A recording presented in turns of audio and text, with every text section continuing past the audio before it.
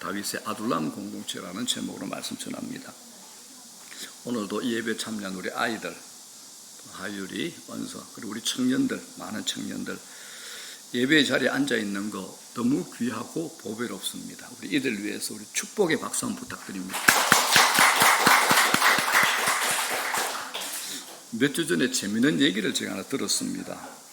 저희 교회 섬기고 있는 이제 경주에 있는 저희 교회는 좀 글로벌합니다. 이제 경주도 있고 포항도 있고 대구도 있고 이런 곳이 있는데 경주에 있는 이제 조선아 집사님이 아이가 둘이잖아요. 아직 학교 안 다니는 아이들 다솜이 은차리와 함께 이제 집 앞을 산책하고 있는데 어떤 분이 다가와서 전도지를 주면서 예수 믿고 이제 교회 나오라고 전도를 하더랍니다.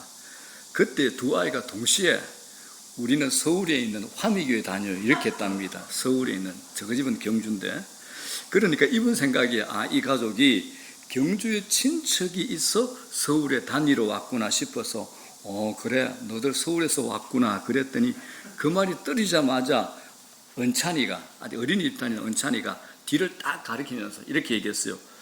뒤에 한신 아파트가 우리 집이에요. 저는 한신 아파트에 살고 이렇게 얘기를 했답니다. 이제 이분이 놀랐겠죠.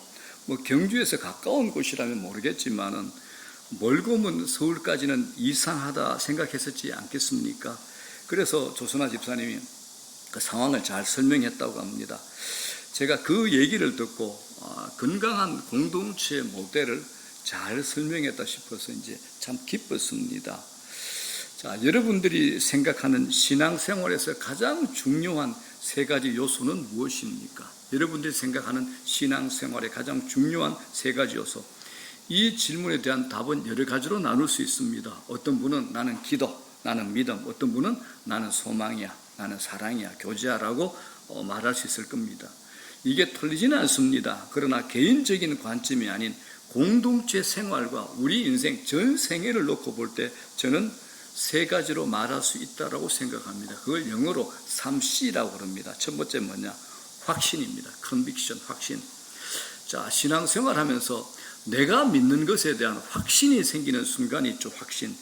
예수님께서 내 인생의 주인이라는 확신, 내 인생의 주어가 되신다는 확신. 이제까지 내 인생의 주어가 낸데 예수님께서 내 인생의 주어가 되신다는 확신이 생길 때가 있습니다.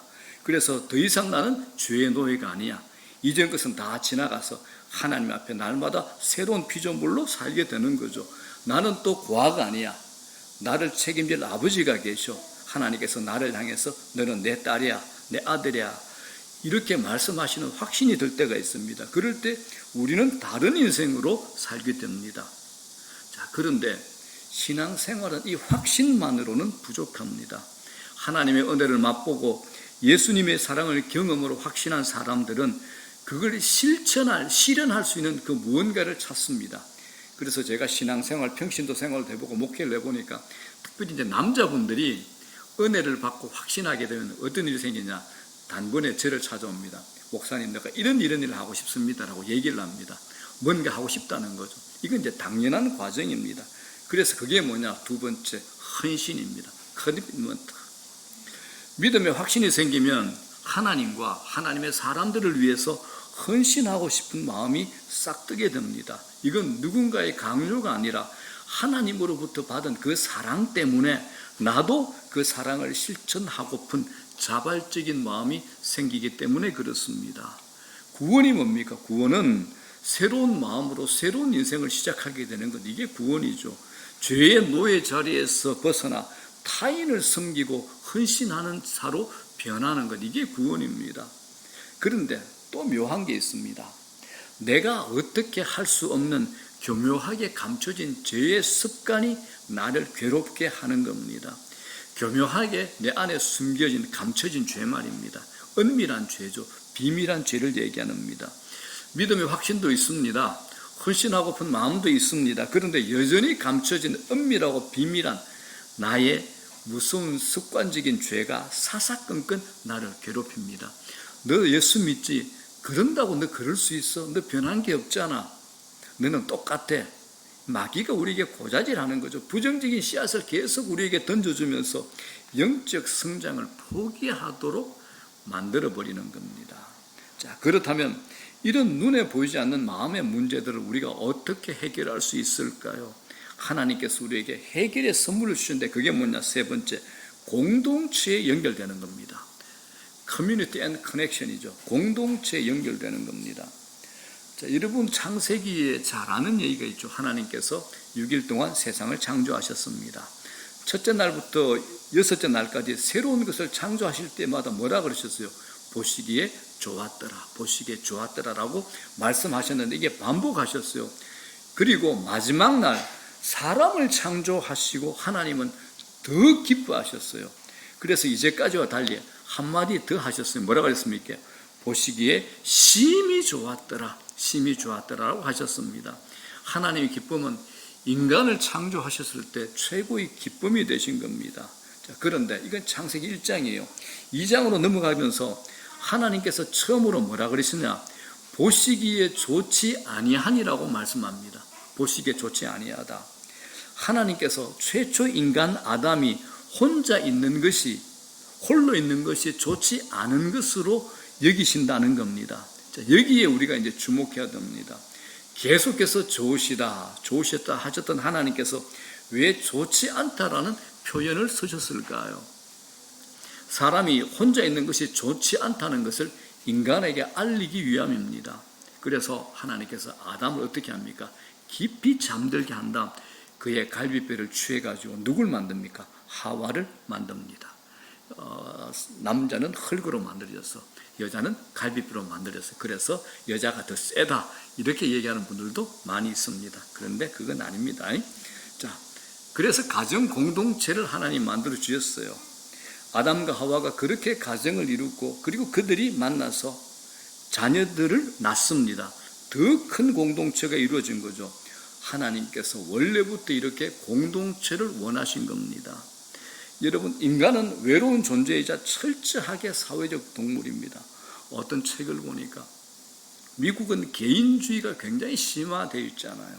그런데 미국 사람들의 개인주의가 그렇게 심화되어 있는데 그렇게 또한 이기적이기도 합니다. 그런데 미국인들이 먹는 불면증, 우울증 약값이 어느 한 나라의 국가 예산과 맞먹는답니다.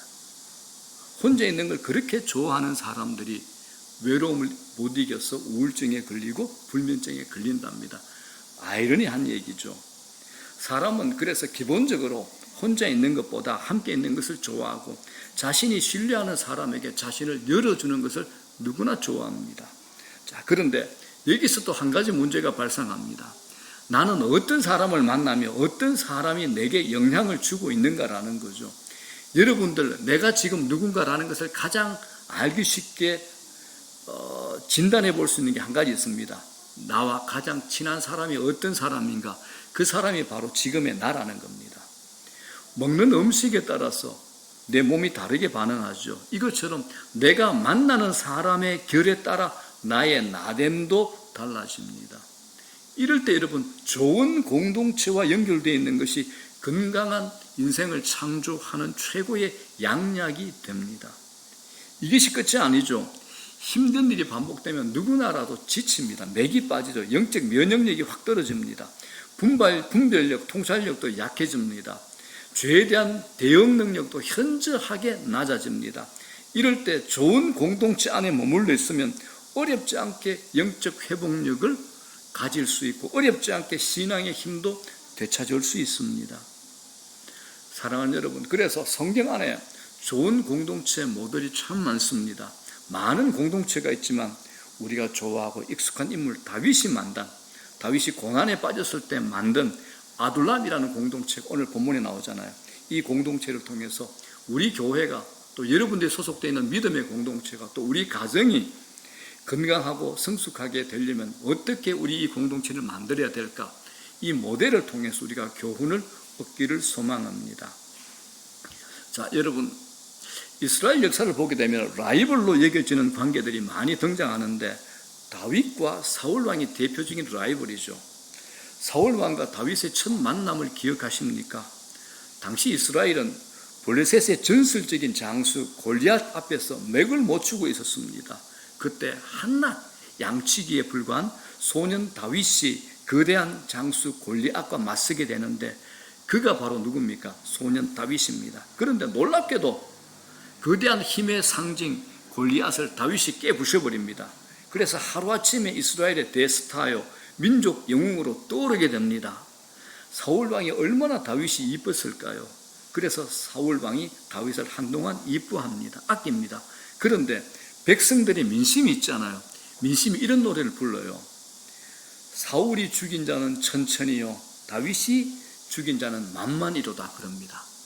사울왕이 그 나라 왕인데 밖에 나가서 적군을 죽인 사람들은 천도 아닌데 다윗이라는 어린 소년이 나가서 골리앗을 죽인 거 보니까 만만이로다, 이런 노래가 퍼진 거예요. 사울왕이 이 노래를 듣고 마음이 확 바뀐 겁니다. 하나님의 소리가 아니라 세상 민심의 소리에 자기 마음 충격을 받은 겁니다. 이 노래를 딱 듣는 순간부터 사울왕이 다윗을 죽이겠다고 작정합니다. 여러분, 인간의 심리에 뭐가 있습니까? 시기와 질투가 있죠. 어떤 사람은 참 많이 가지고 있어요. 부가 많아요. 풍성해요. 또 재능이 뛰어나요. 그럼에도 불구하고 심각한 열등감을 가진 사람, 시기와 질투가 강한 사람, 우리 주위에 의외로 많습니다. 저는 자주 보게 됩니다. 자, 우리 자신도 한번 생각해 봅시다. 우리 안에 열등감과 시기와 질투가 없을까요? 그렇기 때문에 내가 나를 바라보는 관점이 건강하지 않으면 나의 실제 상황과 관계없이 열등감이 밑바닥에서부터 올라오고 시기와 질투가 불쑥불쑥 튀어오릅니다. 그러므로 여러분, 우리가 누굽니까? 하나님의 자녀입니다. 내가 하나님의 자녀라는 이 정체성이 가난해지고 약해지면 누구라도 자기가 자신을 자책하게 되고 남 탓합니다. 질투할 수 있습니다. 그러므로 우리 신앙인에게 꼭 필요한 게 있습니다. 내가 하나님의 자녀라는 신분, 정체성입니다. 이걸 좀 더 확장시키면 뭐죠? 하나님이 내 아버지. 아버지가 뭐 하시는 분입니까? 책임지신 분 아닙니까? 기도할 때마다 뭘 느끼셔야 됩니까? 하나님의 음성, 나는 네 애비다. 나는 네 애비다. 내가 너를 책임진다. 이 음성을 들으셔야 됩니다. 이게 제일 중요합니다. 우리 인생에 이것이 그렇게 중요한 겁니다. 여러분 생각해 보십시오. 당시에 사울왕, 어린 소년 다윗, 어떻게 이 두 사람을 견줄 수 있겠습니까? 사울은 현직 왕입니다. 다윗이 비록 골리앗을 물리쳤을 망정, 사울은 이스라엘의 초대 국왕으로 국가의 모든 권력을 손에 쥐고 있죠. 군사 통치권, 인사권, 나라의 돈독 관리하는 국가 경영의 모든 시스템을 이 사울 왕이 장악하고 있습니다. 그럼에도 사람들이 뭐라 그럽니까? 사울은 천천히요, 다윗은 만만이로다. 이 노래 한 가락에 분노와 정오가 일어나 한때 사랑하고 아꼈던 다윗을 죽이기로 결심한다는 겁니다. 그래서 다윗은 어쩔 수 없이 사울의 칼날을 피해서 이스라엘을 떠나는 신세가 됩니다. 그런데 이 다윗이 도망간 장소가 공교롭게도 자기가 골리앗을 물리친 그 나라 블레셋 그 땅으로 가게 되는 겁니다. 야, 기가 막히죠. 왜 거리로 도망갔을까? 사무엘상 21장 10절은 이 사실을 이렇게 선명하게 증언합니다. 다 같이 시작. 그날에 다윗이 사울을 두려워하여 일어나 도망하여 가드 왕 아기스에게로 가니, 가드가 어디냐 그러면 블레셋 땅 5대 성읍 중에 하나입니다. 그 블레셋으로 도망을 간 거예요. 아마 다윗은 사람들이 골리앗을 이겼던 자신을 알아보지 못할 거라고 생각했던 것 같습니다. 지금처럼 현장 기록을 남길 카메라나 스마트폰이 없잖아요. 그 다윗이 단순하게 생각했던 것 같아요. 이거 내가 묵상하면서, 우리 교인들 중에 김모 집사님은 아마 지금 우크라이나 가게 되면 머리 위로 총알이 날아가도 카메라 들고 사진 찍을 사람들이 우리 교회에 몇 분이 있는데, 이런 생각이 들었습니다. 그렇죠. 아마 이분들이 가셨으면 영상이 남았을 겁니다. 자, 그런데 그날의 사건은 모든 사람에게 너무나 인상적이었습니다. 이스라엘이나 블레셋의 모든 사람들 가슴에 각인이 된 거죠. 그러니까 이제 블레셋 가드 성에 있던 신하들도 다윗을 단번에 알아본 겁니다. 큰 소리로 분명하게 자기 왕에게 말합니다. 11절 시작. 아기스의 신하들이 아기스에게 말하되 이는 그 땅의 왕 다윗이 아니니까. 무리가 춤추며 이 사람이 이를 노래하여 이르되 사울이 죽인 자는 천천히요 다윗은 만만히로다 하지 아니하였나이까 한지라. 기가 막히죠. 그러니까 이스라엘 백성들이 부르는 노래가 어디까지 전해진 겁니까? 블레셋 땅에까지 전해진 겁니다. 제가 이거 묵상하면서 야, 사울왕 미칠만하다 이런 생각을 저도 해봤습니다. 다윗은 적국의 신하들까지도 단번에 알아볼 만큼 명성이 높아져 버린 겁니다. 이 예상치 못한 사건 때문에 다윗은 더욱더 두려움을 갖게 됩니다. 12절 뭐라 그럽니까? 다윗이 이 말을 그의 마음에 두고 가드왕 아기스를 심히 두려워하고 얘기합니다. 그런데 놀라운 게 있습니다. 이런 용맹했던 다윗이 함께 하시는 하나님을 그 순간 잊어버립니다. 그래서 어떻게 하느냐? 자기가 죽임을 당할까 싶어서 두려워하면서 어떤 연기를 하느냐? 미친 척하는 연기를 합니다. 자기 목숨을 부지하려고 대문짝에 몸을 거적거리고 침을 수염까지 흘려내리는 겁니다. 자, 13절 볼게요. 시작. 그들 앞에서 그의 행동을 변하여 미친 채 하고 대문짝에 거적거리며 침을 수염에 흘리며. 여러분, 천하무적 골리앗을 물리쳤던 다윗 아닙니까? 하나님의 사람 다윗이요 어떻게 이렇게까지 허무하게 주저앉아 버렸을까요? 저는 이 현장에 또 다른 한 사람, 위대한 영적 거장 선지자 엘리야가 떠올랐습니다. 엘리야가 누굽니까? 바알과 아세라 선지자 850명을 엘리야 혼자 단신으로 상대하여 영적 승리를 거둔 대전사입니다.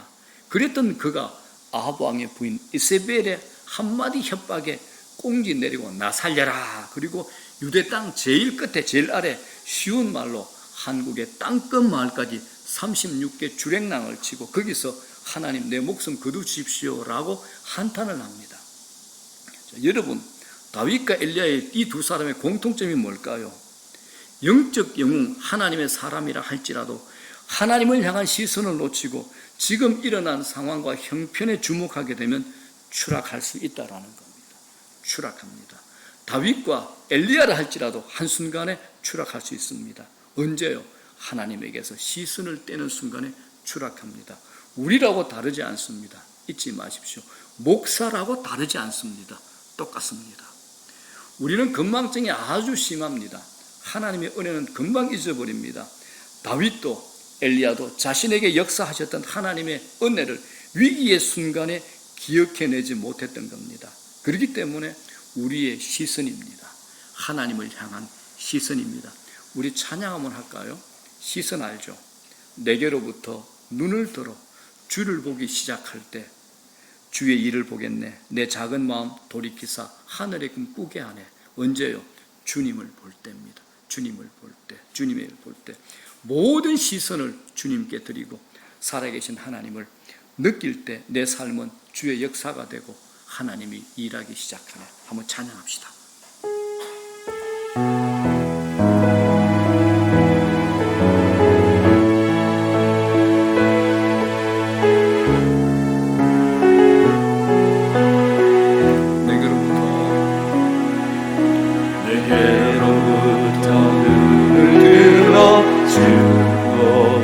시작할 때 주의 일을 보겠네. 내 작은 마음 돌이키사 하늘에 꿈꾸게 하네. 주님을 볼 때 모든 시선을 주님께 드리고 하나님을 느낄 때 내 삶은 주의 역사가 되고 하나님이 일하기 시작하네. 모든 시선은 주님께 드리고 살아계신 하나님을 느낄 때 내 삶은 주의 역사가 되고 하나님이 일하기 시작하네.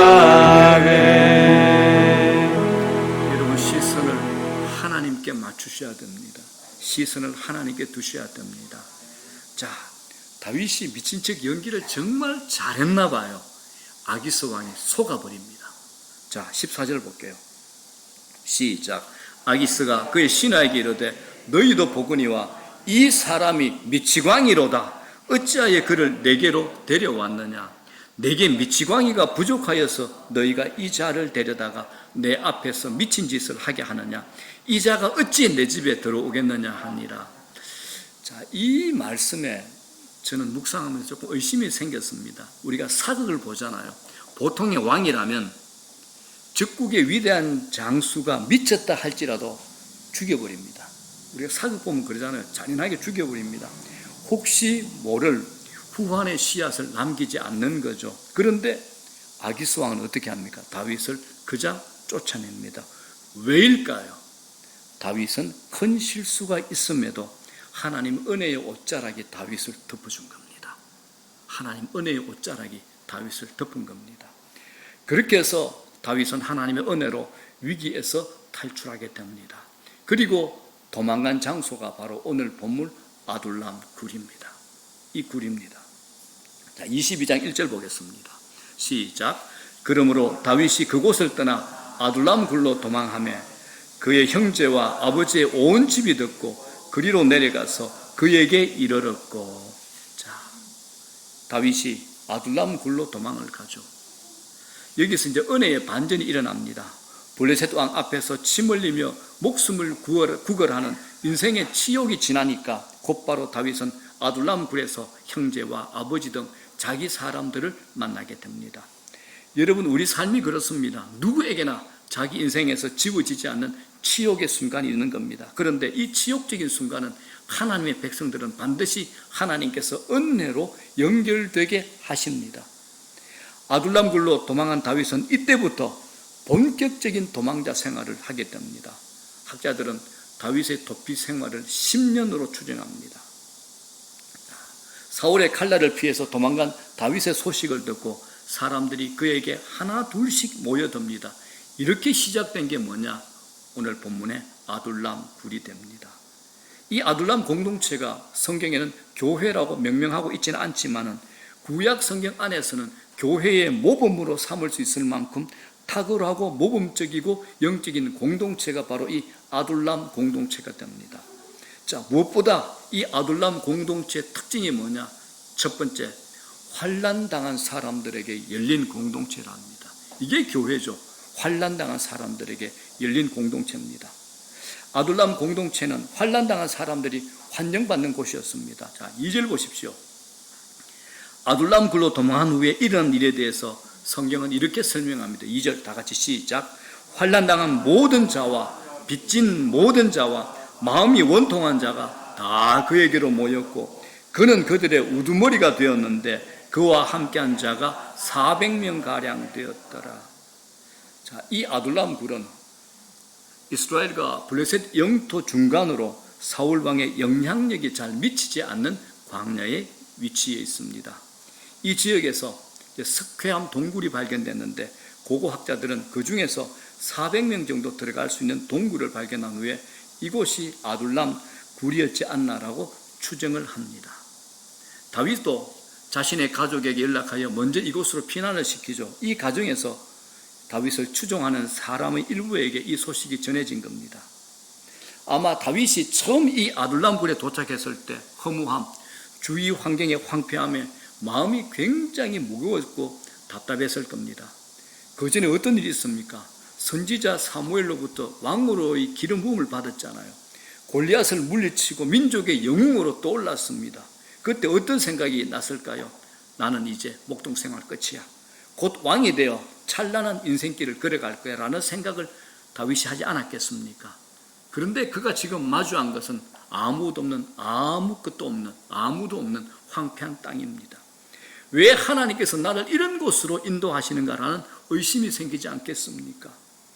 우리도 고난이 쉽게 풀리지 않으면 그 고난이 쳇바퀴처럼 내 인생 내내 계속될 것 같은 공포에 사로잡히지 않습니까? 다윗이 그랬을 겁니다. 하나님께서 그런 다윗을 위해 이 아둘람 굴을 준비해 놓으셨습니다. 다윗이 상상하지 못한 귀한 선물을 이곳에 마련해 놓으신 거죠. 사람들이 하나 둘씩 모이기 시작합니다. 성경은 그 사람들을 뭐라 그럽니까? 환난 당한 자, 빚진 자, 마음이 원통한 자라고 얘기하는 겁니다. 정치적으로, 경제적으로, 영적으로 환난 당한 자, 빚진 자, 원통한 자들이 다윗의 소식을 듣고 하나 둘씩 모이기 시작한 겁니다.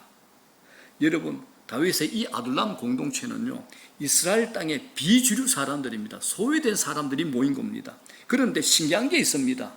소외된 사람들이 모인 이 아둘람 공동체에서 큰 분란이나 다툼이 없었다라는 겁니다. 무언가 가지고 누리고 살고 있는 이스라엘의 본토 진영에서는 서로 다투고 싸우고 질투하는 힘듦이 많았는데, 초라하고 빈궁한 이 아둘람 공동체에서는 분란도 다툼도 없는 겁니다. 그 이유가 뭘까요? 거기에는 우리는 다 같이 삶의 아픔을 가진 사람들입니다라는 공통 분모가 있습니다. 아프고 상처 입고 거친 상태의 이 상황으로는 더 큰 문제가 생길 수밖에 없죠. 그런데 리더인 다윗이 어떻게 합니까? 우리는 서로 신뢰해야 살아납니다라는 공동의 목표를 갖게 하고 공동체의 방향이 그렇게 흐르도록 만들어버린 겁니다. 그래서 공동체 안에 제일 중요한 게 뭐냐? 서로 신뢰하는 겁니다.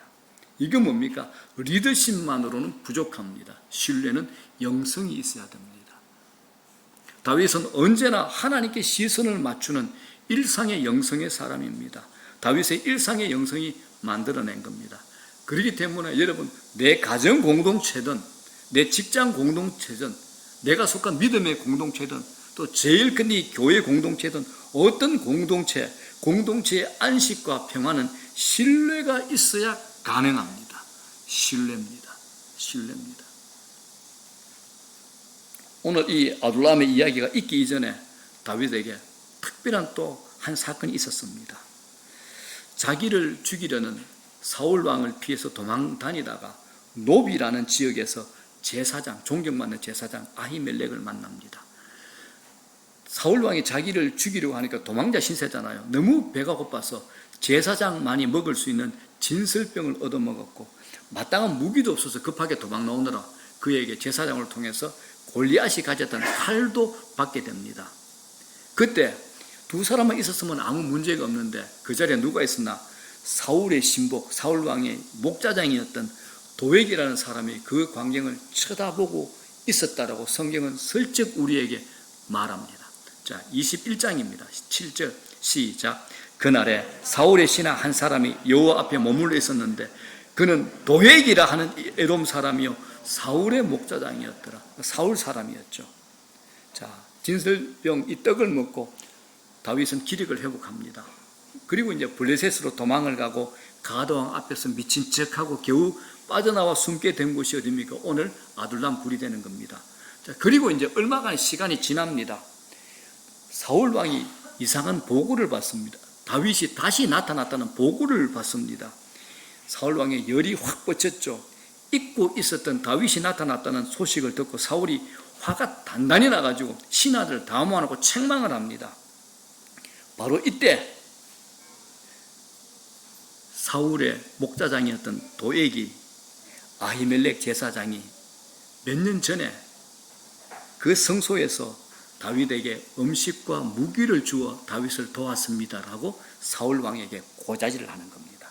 자, 시간이 한참 지났습니다. 22장 9절 10절 시작. 그때에 에돔 사람 도액이 사울의 신하 중에 섰더니 대답하이르되 이새의 아들이 다윗입니다. 이새의 아들이 노베 와서 아히두베 아들 아히멜렉에게 이런 것을 내가 보았는데 아히멜렉이 그를 위하여 여호와께 묻고 그에게 음식도 주고 골리앗의 사람 골리앗의 칼도 주더이다. 자, 그래서 화가 났죠. 사실 알았습니다. 아히멜렉 제사장이 오래전에 다윗에게 먹을 것도 주고 골리앗의 칼도 줬다는 겁니다. 화가 났죠. 아히멜렉 제사장을 불러들입니다. 소환시키죠. 그런데 이 아히멜렉 제사장이 아주 대가 찬 사람입니다. 사울 왕을 두려워하지 않고 오히려 따지고 묻는 겁니다. 자, 22장 14절입니다. 시작. 아히멜렉이 왕에게 대답하이르되 왕의 모든 신하 중에 다윗같이 충실한 자가 누구인지요? 그는 왕의 사위도 되고 왕의 호위대장도 되고 왕실에서 존귀한 자가 아니니까. 이 말이죠. 왕이시여. 다윗은 당시 신하 중에서 가장 충성스러운 신하요, 또 사위인데 왜 그를 도와줬다고 내게 역정을 냅니까? 라고 따져 묻는 겁니다. 자, 사울 왕 성격이 어떨까? 이 말을 들었으니까 분노가 머리까지 치밀었죠. 분노를 이기지 못해서 주위 신한테 뭐라 그럽니까? 저 아히멜렉 당장 죽이라라고 그럽니다. 당장 죽이라. 자, 그런데 아히멜렉이 누굽니까? 제사장이잖아요. 그러니까 함부로 아무도 손을 못 대는 겁니다. 하나님의 제사장께 누가 손을 댈 겁니까? 그때 기회주의자 누구요? 도액이 자기가 짠 나타나서 내가 하겠습니다. 그래서 아히멜렉과 노브 지역에 있는 제사장 전부 85명을 다 죽여버립니다. 피가 넘치는 끔찍한 사건이 벌어지게 된 거죠. 이때 제사장 아히멜렉의 아들 아비아달이 숨어 있다가 아슬아슬하게 도망을 나옵니다. 그리고 누굴 찾아갈까요? 다윗의 아둘람 공동체를 찾아갑니다. 아비아달이 온 것을 보고 다윗이 자기 탓을 합니다. 내 탓이야, 내 탓이야. 그리고 이 아비아달을 따뜻하게 맞아줍니다. 사랑하는 여러분, 이처럼 아비아달과 같은 사연이 있는 사람들이 모인 공동체가 무엇이라고요? 아둘람 공동체입니다. 그런 점에서 교회가 이 아둘람 공동체를 닮아야 됩니다. 여러분들이 속한 믿음의 공동체가 이 아둘람 공동체를 닮아야 됩니다. 사람들이 어려움 당했을 때 위로하고 위로받았던 기억을 오랫동안 간직하게 마련입니다. 제 경우에도 제 아버지가 제가 중학교 때 돌아가시기 때문에 아버지 일찍 여의고 참 힘들게 학창 시절을 보냈습니다. 근데 그때도 한겨울이라도 저는 금요일 늦은 밤이 되면 교회에 들러서 어른들과 함께 찬송하고 기도하며 어른들로부터 위로받았던 기억이 제게는 생생하게 남아 있습니다. 제 가슴에 아주 따스한 추억으로 남아 있습니다. 아둘람도 환난 당한 자들에게 열린 공동체였습니다. 교회도 그래야 됩니다. 환난 당한 자들에게 열린 공동체가 되어야 되는 겁니다. 여러분의 가정들도 그러게 해야 됩니다. 교회에서 자신을 위장하고 멋진 척, 험없는 척 하는 사람은 예수님의 십자가 능력을 경험하기 어렵습니다. 왜 그럴까요? 예수님이 십자가에 달리는 수치스러운 모습을 왜 우리에게 보여주셨을까요? 우리의 어려움, 우리의 수치를 예수님께서 다 알고 계신다라는 겁니다. 자, 그런데 여러분, 이 환난당한 사람들이 모이기만 해서는 하나님의 공동체가 성숙해지지 않습니다. 건강해지지 않습니다. 그러므로 여기에 아둘람 공동체의 두 번째 특징이 있습니다. 아둘람 공동체의 두 번째 특징, 서로를 신뢰하며 아픔까지 나누는 공동체라는 겁니다. 죄가 만연한 이 세상에서 누구나 원통함, 환난, 괴로움을 겪을 수밖에 없는 것이 우리가 사는 이 세상이 됩니다. 그래서 하나님 만드신 이 교회 공동체는 서로 위로하고 치료하고 회복하는 공동체가 되셔야 됩니다. 그런데 이건 많은 사람들이 모여서는 불가능합니다. 많은 사람들이 모이면 형식적인 눈인사만 하죠. 안부만 물을 수밖에 없습니다. 서로 위로하고 나누는 것, 가까이 밀착할 수 있는 것은 소그룹에서만 가능합니다. 그래서 예수님께서도 12제자를 뽑으신 거죠. 3년 동안 그들을 함께 하신 겁니다. 그게 소그룹의 최초의 원형이고 제일 건강한 원형이 되는 겁니다. 예수님께서 그렇게 하시기 때문에 모든 교회, 이 시대의 모든 교회들이 소그룹을 지향합니다. 제가 설교 초반에 말씀드린 경주의 우리 아이들 은찬이 다솜이가 강력하게 우리는 서울교회 다니는데요, 서울 화미교회 다니는데요 라고 말할 수 있는 비결이 여러분 뭐라고 생각하십니까? 소그룹, 가정교회 셀의 파워입니다. 가정교회 셀의. 가정교회 셀이 몇 팀이죠 지금? 6팀입니까? 7팀인가요? 7팀인가요? 7팀 가정교회 셀의 파워입니다. 여러분들 모르시겠지만 우리 일부 예배 드릴 때 2층에서는 제 방에서 우리 교사 두 분이 지방의 아이들과 줌으로 연결해서 함께 교회 학교를 진행하고 있습니다. 영상을 통해서 그대로 진행하고 있습니다. 아이들과 함께 찬양하고 성경 말씀을 영상을 통해서 가르쳐주고 애들에게 질문하고 애들 말하게 하는 것을 하고 있습니다. 이게 소그룹의 파워가 되는 겁니다. 한 통계에 의하면 어떤 분이 이제 교회에 오잖아요. 새신자를 하잖아요. 그죠? 그분이 교회에 등록하고 예배만 드릴 경우에 2, 3년 내지에 교회에 나오지 않을 확률이 70에서 80%랍니다. 반면에 소급으로 인도하면 정착 비율이 80%에 이른다고 합니다. 그래서 전 세계 모든 교회들이, 건강한 교회들이 한결같이 소그룹을 지향하는 겁니다. 자, 오늘 본문은 이제 다윗은 눈앞에서 아버지를 잃은 원통함을 가지고 자신을 찾아온 아비아들에게, 아히멜렉의 아들 아비아달에게 이렇게 말합니다. 자, 22장 22절입니다. 시작. 다윗이 아비아달에게 이르되 그날에 에돔 사람 도액이 거기 있기로 그가 반드시 사울에게 말할 줄 내가 알았노라. 네 아버지 집의 모든 사람 죽는 것이 누구 탓이요? 나의 탓이로다. 나의 탓이로다. 멋지지 않습니까? 나의 탓이로다. 이 다윗의 고백이 얼마나 아름답고 멋져 보입니까? 나의 탓이로다. 이런 고백을 우리는 일생에 몇 번이나 할까요? 인간 본성이 나의 탓이로다 싫어합니다. 남 탓하기를 좋아하죠. 하지만 공동체 안에서 다윗처럼 내 탓입니다라고 고백할 수 있다면 하나님께서 개입하시고 회복시키고 부흥시키실 겁니다. 다윗은 참 허물이 많은 사람입니다. 약점이 많습니다. 그런데 다윗의 강점이 하나 있습니다. 하나님 앞에 회개를 잘하는 사람입니다. 그래서 하나님 마음에 합한 사람이 되었습니다. 우리도 회개를 잘하는 사람이 되어야 되는 겁니다. 십자가 앞에서 정직하게 수치와 아픔을 드러내 놓으셔야 되는 겁니다. 우리 모두는 동질성이 있죠. 회개한 죄인이라는 동질성을 우리가 갖고 있지 않습니까? 자, 그래서 다윗은 아비아달에게 또 이런 말을 덧붙입니다. 23절 시작. 두려워하지 말고 내게 있으라. 내 생명을 찾는 자가 네 생명도 찾는 자니 네가 나와 함께 있으면 안전하리라 하리라. 얼마나 멋진 모습입니까? 자신의 아버지를 포함해서 85명의 제사장이 살육당한 처참한 현장에서 겨우 도망친 아비아달에게 다윗의 이 말이 어떻게 다가갔을까요? 당시 다윗에게는 아무것도 없습니다.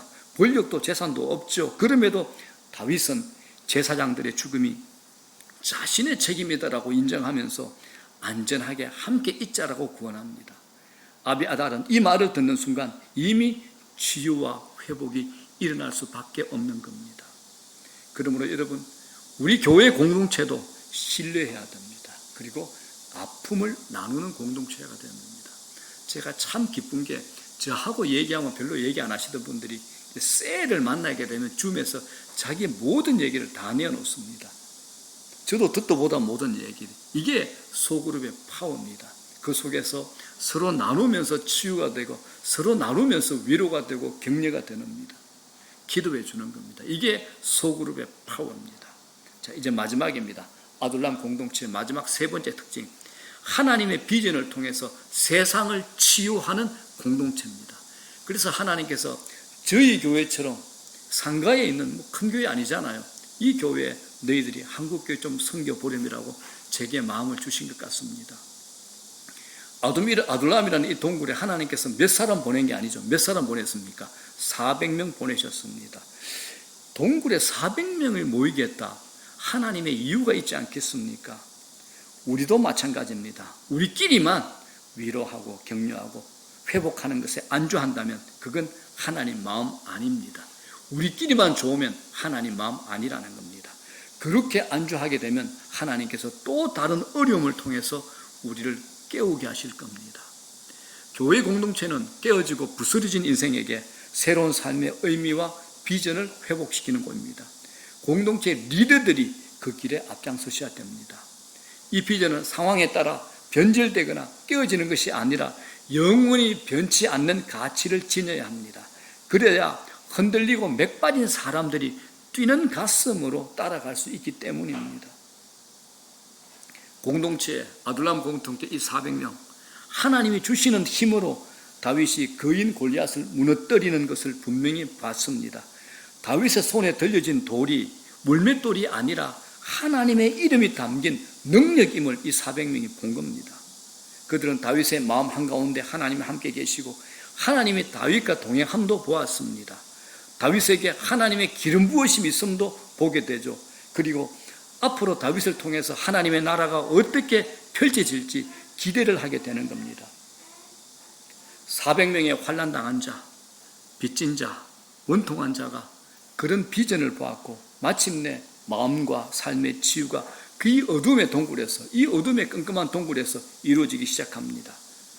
이 후에 어떻게 될까요, 여러분? 후에 이스라엘은 이렇게 성경을 통해서 증명합니다. 후에 이슬람 공동체 구성원들은 다윗이 왕이 될 때 그의 가문에서 예수 그리스도가 탄생하는 이스라엘 공동체를 만드는데 이 아둘람 공동체의 400명이 1등 공신이 됩니다. 아둘람 굴에 있던 그때의 거지가 경제장관이 됩니다. 아둘람 굴에 있었던 그때의 실패자가 재력가가 됩니다. 아둘람 굴에 있었던 도망자가 리더가 됩니다. 그때의 원통한 자가 전략가가 되죠. 아둘람 굴에 있었던 건달이 적군을 깨부시는 장수가 되었습니다. 저 같은 못난 죄인이 목사가 되는 것, 이러한 은혜의 이치 아니겠습니까? 여러분, 공동체의 비전은 사람을 살리는 힘이 있습니다. 자, 이제 말씀 정리합니다. 아둘람 공동체는 교회 공동체를 보여주는 그림자입니다. 사실 교회가 사람이 아무리 많이 모여도 세상이 던지는 돌에 그저 맞을 수밖에 없습니다. 많은 사람이 모여도 교회는 군대도 아니죠. 권력 집단이 아니기 때문입니다. 교회는 죄인이라고 스스로 고백하는 사람들이 모인 곳이 교회입니다. 상처와 아픔을 나누기 위해서 모인 곳이죠. 그런데 하나님은 그런 곳에 은혜와 능력을 부어주시길 원하시는 겁니다. 그곳입니다. 아둘람굴에 있었던 사람들 어떤 사람입니까? 실질적으로 폐가 망신했던 사람들입니다. 폐가 망신했던 아둘람굴의 사람들을 하나님께서 어떻게 다시 이렇게 세우셨는가, 이걸 보게 되면 하나님의 위대하심과 일하심이 어떠신가 우리가 깨닫게 되는 겁니다. 아둘람 공동체가 환난당한 사람들에게 열린 공동체가 되었고 서로를 신뢰하며 아픔을 나누는 공동체로 하나님의 비전을 통해 세상을 치유하는 공동체가 된 것처럼 우리 교회도, 우리 가정도, 우리가 속한 모든 믿음의 공동체도 이런 공동체가 될 수 있기를 주님의 이름으로 축원합니다.